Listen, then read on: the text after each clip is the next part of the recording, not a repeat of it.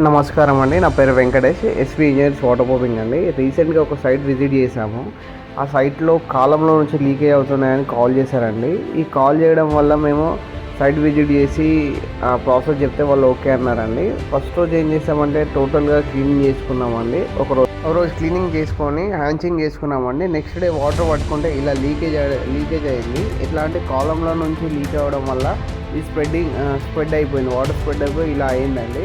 అయితే మొత్తం next day water మొత్తం రిమూవ్ చేసుకొని ఆ బీమ్స్ అండ్ కాలం ఉన్నాయి కానీ కాలం లూజ్ పార్టికల్ ఉంది. కాలం దగ్గర చిప్పింగ్ చేసుకోవడం వల్ల టోటల్ లూజ్ ఉండడం వల్ల దాంట్లో నుంచి వాటర్ వెళ్ళి ఆ కాలం లెంతీ కాలంలో వాటర్ పోతున్నాయండి. ఈ వాటర్ పోవడం వల్ల స్టీల్ అనేది జంగెక్కిపోతుందండి. జంగెక్కిపోవడం వల్ల స్టీల్ కొన్ని రోజులకి ఏంటంటే స్టీల్ తుప్పు పట్టిపోతుంది. తుప్పు పట్టిపోయిన తర్వాత ఎంత అనేది తగ్గిపోతుంది కొన్ని రోజులకి. అలా ఉంటే స్టీల్ బిల్డింగ్ లైఫ్ అనేది పాడైపోతుంది అండి. అందుకోసం ఈ ప్రాసెస్ మొత్తం మేము చేసుకొని చేస్తున్నామండి.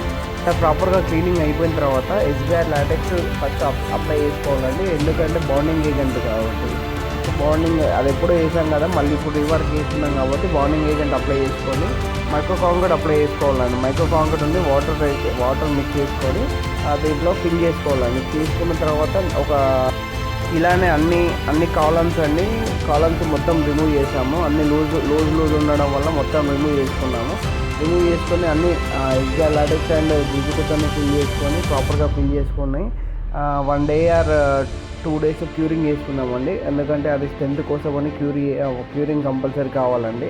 అండ్ నెక్స్ట్ డే వచ్చేసరికి వాటర్ పాండింగ్ కట్టెలు కట్టుకొని వాటర్ పాండింగ్ వేసామండి. ప్రతి కాలం దగ్గర ఒక 2 ఇంచులతో వాటర్ పట్టుకున్నామండి. దాని తర్వాత ఏం లీకేజ్ లేకపోతే ఇలా క్లీనింగ్ వాటర్తో జెట్తో కొంచెం క్లీన్ చేసుకున్నాము. అది అయిపోయినాక ఏం చేసామంటే సిమెంటేషన్ మెటీరియల్ అండ్ డాక్టర్ ఫిక్సిట్లో ఫాస్ట్ఫ్లెక్స్ అండి. ఆ ఫాస్ట్ఫ్లెక్స్ లిక్విడ్ అండ్ పౌడర్ ఉంటుంది, రెండు మిక్స్ చేసుకొని కోటింగ్ చేసుకోవాలండి. ఫస్ట్ ఒకటి హారిజాంటల్ అండ్ వర్టికల్ కోటింగ్ చేసుకోవాలండి. ఎందుకంటే ఫస్ట్ వర్టికల్ ప్రాపర్గా కోట్ అప్లై కాదు కదా, అందుకోసమని వర్టికల్ వేసుకోవాలి, ఒకటి హారిజాంటల్ వేసుకోవాలి.